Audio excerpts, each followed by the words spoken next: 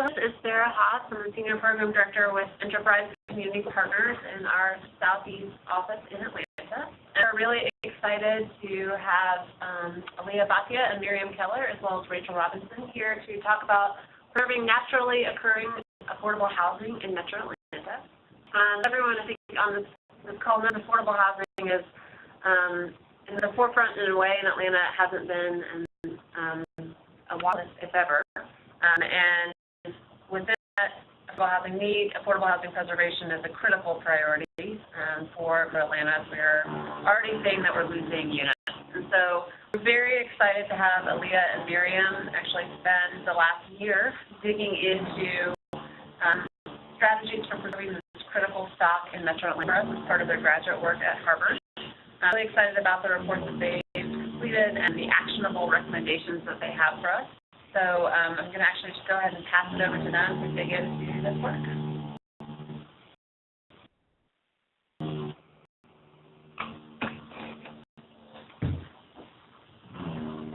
All right, morning, everybody. My name is Aaliyah Bhatia. I am a Metro Atlanta native, just recently graduated from Harvard Kennedy School with an emphasis on social and urban policy.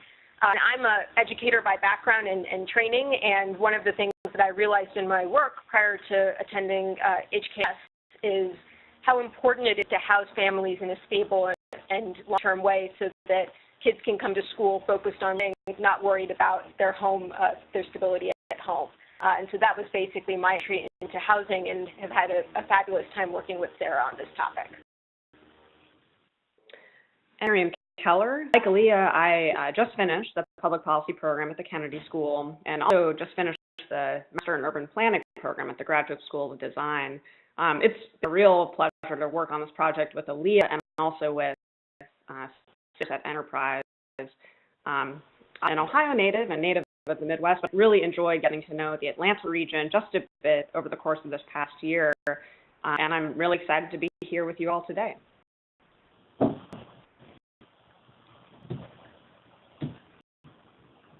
And this is Rachel Robinson. I'll quickly introduce myself. I am based here in St. Paul, Minnesota at the Greater Minnesota Housing Fund, where I operate the NOAA Impact Fund that we'll briefly touch on today. And, I have been in affordable housing development and finance for just over 15 years, and bring that perspective to the work that I do in acquiring NOAA now. Well, thank you. Really excited to have Rachel here today. We know she's a really packed and busy schedule with her work at the NOAA Impact Fund, but we felt it was just really important to hear from people who are doing this across the country to help them share their on-the-ground experiences. We're going to take you a few topics today, where we started and where we ended on this journey, the challenge and the opportunity of preserving naturally occurring affordable housing, and you'll hear us call it NOAA often, just as a much shorter acronym. Key recommendations and some national precedents, which Rachel will be a big part of, next steps and reflections, and then we'll turn it over for questions. Also noticed, looking at those of you who are joining, many of you really contributed to this conversation and shared a lot of your thoughts and input, and we really appreciate all the input that we've gotten from those of you who are working day to day in the trenches on this. And we hope that this work provides freeing and new tools to be able to advance affordable housing in Atlanta. So we'll start with where we started and where we ended, and the easiest thing to do is start with a quick definition for naturally occurring affordable housing. In the work that we did, we were looking at it as unsubsidized rental housing, affordable for families with incomes between 6% and 80% area median income, and use the reasons why it's affordable can do with the building's age. A lot of these developments were built in the 1960s in Metro Atlanta, or condition or location of these properties. And I have memories growing up of visiting friends who lived in developments like this, and I suspect some of you may have lived in them at some point in your life or know people who do.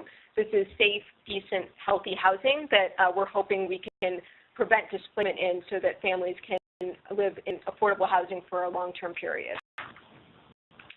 We'll take you through a few ways in which our thinking changed, because when we went into this, I think we thought a few things about NOAA that then changed over time.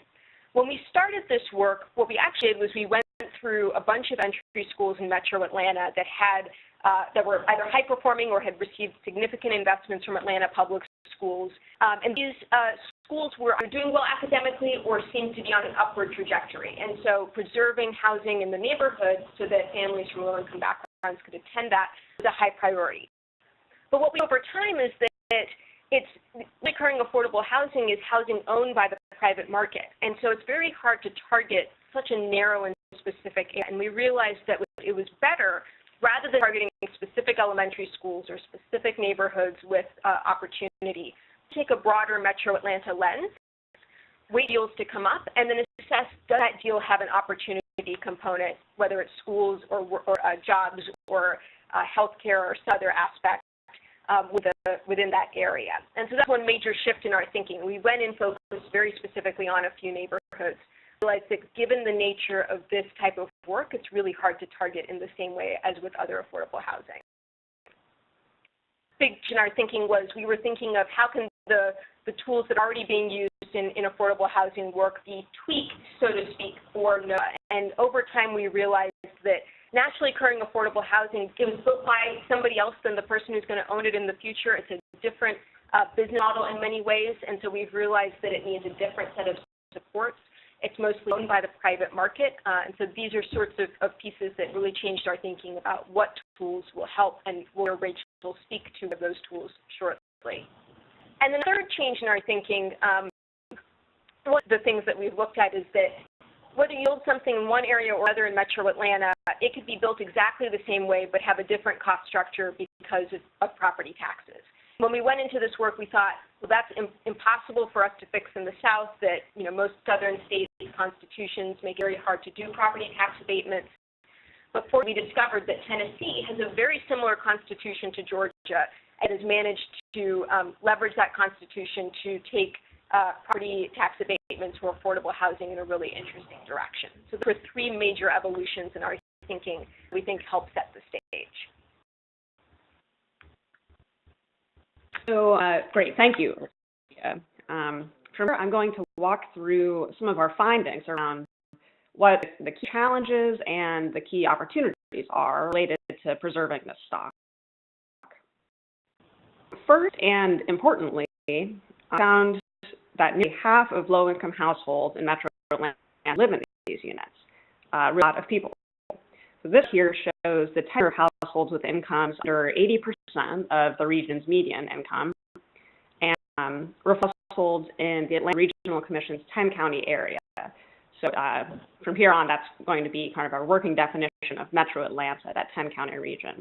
The thick line around the green piece of the pie chart calls out the 48% of the households that we estimate to be living in currently unsubsidized rental units, or these units.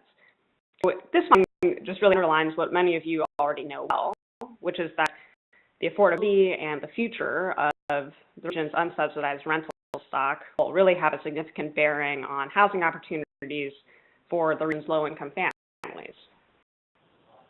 However, we also found that the metro area is really losing a significant portion of these units.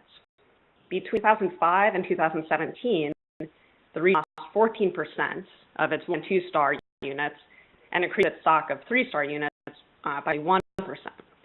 So these star ratings use CoStar's rating system of 1 to 5 stars, with 1- and 2-star units representing what we're calling NOAA, 3-star units often but not always moderately affordable.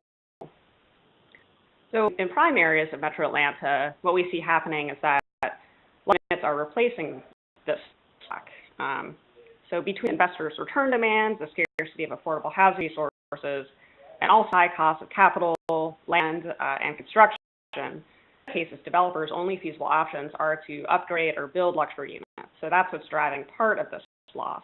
And indeed, we see that effectively all growth in the metro area's rental stock is luxury. And here that is defined as 4- and 5-star units. And on the other hand, what's going on with some of this loss is that in challenge areas, these affordable units are kind of deteriorating beyond repair and dropping out of you can think of it as the bottom of the region's housing stock. Owners of these properties demand the rents required to support improvements and maintenance, or maybe holding out on improvements until the neighborhood's market changes. These older developments fall into severe disrepair, in many cases left vacant or are torn down. It probably goes without saying that these dynamics and the current trajectory of the metro area's stock of NOAA lead to negative impacts for low-income households and for the region. So, as you all know, families facing situations experience residential instability and displacement. Metro areas schools see increased student transiency, and neighborhoods see perpetuated patterns of segregation. So, despite all these challenges and these forces, we also want to tell you about sort of the opportunity that we found.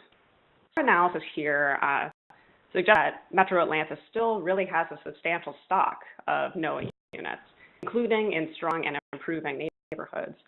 So this we're looking at here overlays the latest available Fulton County assessors data on Class B, C, and D garden apartment properties with the Kirwan Institute Child Opportunity Index. Just for background, offers a measure of relative opportunity across the metro area based on a range of education, economic, and health indicators.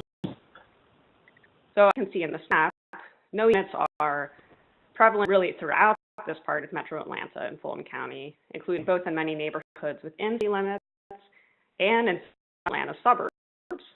And certainly, some of these developments are located in neighborhoods with high-performing schools, as well as access to transit and access to other amenities.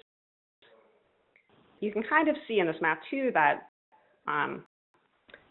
smaller, older Class D properties are located mainly in-town neighborhoods, while larger, newer Class C and B properties are located really all across Fulton County. When we then break this down by property size, we see that many of these developments, and particularly the slightly newer, better conditioned Class C and B properties, have a large number of units. And this suggests that acquisition-based strategy for preserving these units could really preserve a significant number of units with relatively few deals. All this context kind of frames how we approach our research question, which is how can currently unsubsidized, actually occurring affordable in Atlanta be leveraged to support affordable opportunity for low-income families? And really, as Leah was explaining, trying to use the stock to support opportunity for families and for children, prevent displacement. So in particular, these specific dynamics really form a potential framework for addressing challenge, which Aaliyah is just about to walk us through, and our search for precedents that shed light on potential solutions. So I'll pass it back over to Aaliyah here. Thank you. So as we head through our discussion of recommendations, something we tried to do is we spoke with a number of developers doing this type of work, as well as other support processes for this type of work. And we came across, or we began to develop 3 conditions that would allow NOAA to flourish more broadly, kind of what the ecosystem would need to look like. And we're going to come back and continue to reference these conditions as we go through each of the recommendations. The first condition is that, mission-driven, both nonprofit and for-profit developers should be able to identify and compete on these deals. And what we heard from speaking with both nonprofit and for-profit developers in this space is that this is a affordable housing strategy built on the private market. And so being able to identify when a new NOAA development comes online and is being sold is a critical aspect of this toolkit, and is different than many of the other affordable housing strategies that are used, and so requires sort of a different set of skill sets and a different set of internal capabilities. That was that first condition. The condition is one that Rachel will speak to shortly, which is that right now, as Miriam mentioned, the cost of capital is very high in the Metro Atlanta area, and so your average investor wants anywhere between 13 and 18% return on investments they're putting in, and as a result of that, if you're a developer, you can be someone who cares tremendously deeply about affordable housing, but in order to hit your investors' return, you have to upgrade that development, whether it's doing large-scale innovations or tearing down and rebuilding as luxury, or else you won't hit the investor return that you've promised your investors. And so creating a way to provide cheap and fast capital to developers to be able to do this work is another critical condition to support NOAA. And the third one is your operating costs as a developer should be modest, well-managed, and predictable. And many of you who are developers in other forms know this is particularly tricky when you're buying a property that you didn't build, that you're not sure what the bones look like. And so this is a unique challenge with NOAA that is important and critical, and that we've thought through a few different things that we can do along the way. Let's start, we'll run through again the conditions, talk about different recommendations associated with each. Let's start with that first condition around mission-driven nonprofit and for-profit developers. And what we found here is that there are some nonprofit developers well suited to naturally occurring affordable housing, and there are some where it would be a completely different business model. We've also found that there are some for-profit developers already participating in this space. And so what we love to see more of in this work is to see more developers with the training to acquire, rehabilitate, and manage these naturally occurring affordable housing properties. I think along the way, and we learned this from Rachel in our discussions from her, that having kind of an early line to sellers who are interested in selling their property in a way that will keep it affordable is really helpful.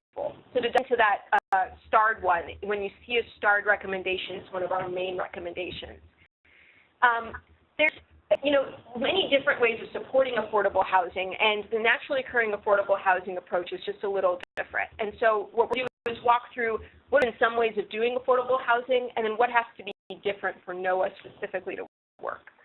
Right now, especially with new construction of affordable housing or using the low-income housing tax credit, very fixed timeline that you have to work on in order to secure those tax credits and then begin your new construction. And so it tends to be a common approach within affordable housing, not the only approach, a very important approach, especially in building new developments.